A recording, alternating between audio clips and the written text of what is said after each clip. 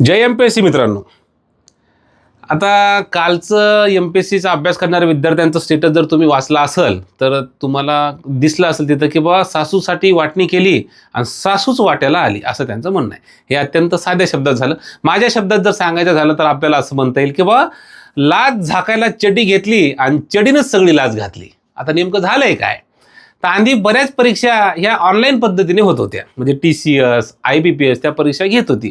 तर वेगवेगळ्या शिफ्ट तिथं होत होत्या. त्यानंतर नॉर्मलायझेशनचा जे घोडा होता ते सुद्धा विद्यार्थ्यांना तिथं लागत होता. म्हणजे एकंदरीत या ऑनलाईन परीक्षांचा कारभार जो होता तो भोंगळा होता.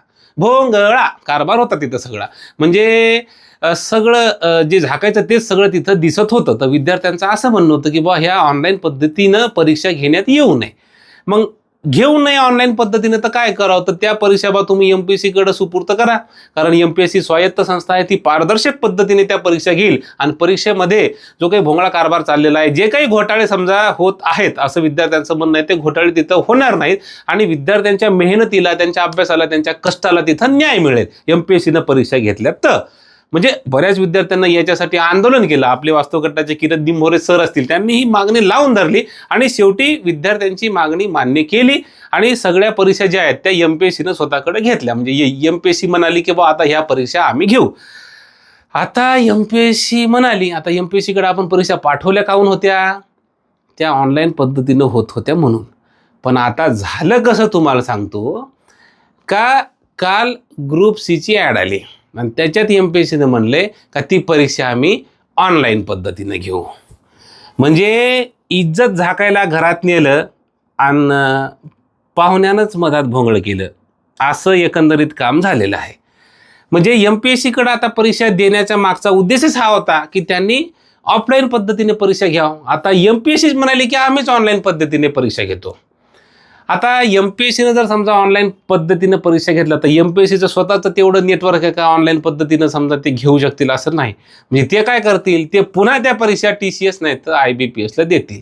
म्हणजे पुन्हा TCS IBPS ते बोकांडी बसतील कोणाच्या, विद्यार्थ्यांच्या. बरं, हे फक्त ग्रुप Cच नाही तर रात्री पुन्हा लेट नाईट हे नोटिफिकेशन आलेलं आहे की राज्यसेवेची परीक्षा सुद्धा CBT म्हणजे कम्प्युटर बेस्ड टेस्ट या पद्धतीनं होणार. म्हणजे राज्यसेवा क्लास 1 क्लास 2 कंबाईन बिंबाईनच्या येतात त्या परीक्षा सुद्धा यांचं म्हणणं असं आहे की आम्ही ऑनलाईन पद्धतीनं तिथं घेऊ.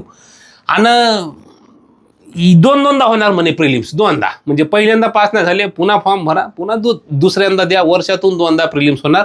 म्हणजे एकंदरीत कारभार जे आहे ते आणखीन जास्तीत जास्त कसा भोंगळा करता येईल असं एकंदरीत एमपीएससीचं आपल्याला त्याच्यावरून लक्षात येत आहे.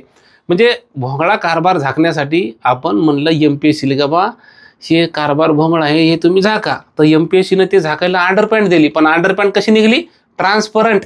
म्हणजे ज्याच्यासाठी अंडरपॅन्ट घातली, जे झाकायलं, आता पारदर्शक म्हणल्यावर तेच दिसायले ना.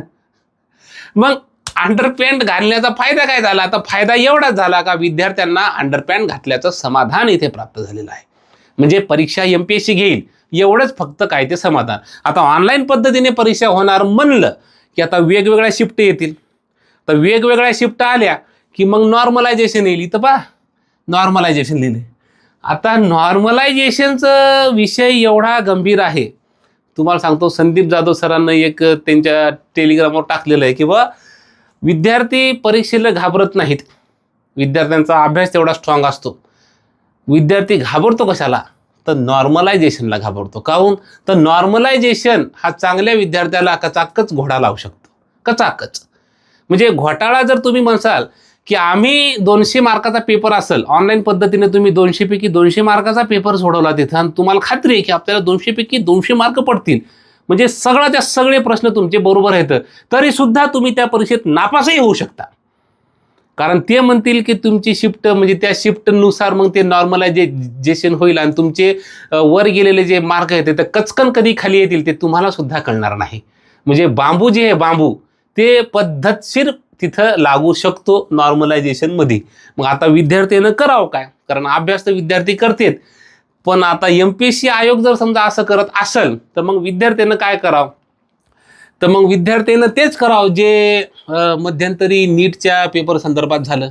म्हणजे आता तसं म्हणलं ना पाहिजे, पण आता विद्यार्थी मित्रांनो करून जर समजा आता सीटिंग बिटिंग आता हे असल्या गोष्टी ह्या ऑनलाईन पद्धतीमुळेच आल्या होत्या आणि ते कॅन्सल करण्यासाठी ऑफलाईनकडे गेलो होतो ना ऑफलाईनवाले म्हणाले तर पुन्हा आता ऑनलाईनच. म्हणजे विद्यार्थ्यांच्या बोकांडी आता ही ऑनलाईन पद्धत जी आहे ती आलेली आहे आणि एकंदरीत जे आहे ते सगळा असा भोंगळा कारभार जो आहे तो पुनश्च एकदा जास्तीत जास्त भोंगळा कसा करता येईल याकडे एकंदरीत लक्ष देण्यात येत आहे. आणि आता विद्यार्थ्यांनी आता काय करू हे मला तुम्हीच सांगा, कारण आपण तर सगळे आता मागण्या बिगण्या आंदोलन करून थकलो.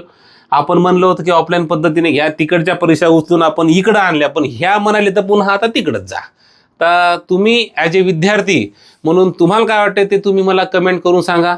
आपण पुनश्च एकदा ही जी परीक्षा आहे ती ऑफलाईन पद्धतीनेच कशी काय घेण्यात येईल या संदर्भात आपण पाठपुरावा करणारच आहोत. परंतु तुमचे मतं काय आहेत या ऑनलाईन पद्धतीबाबत ते मला कमेंट करून सांगा. आणि पुनश्च एकदा तुम्हाला जय MPSC.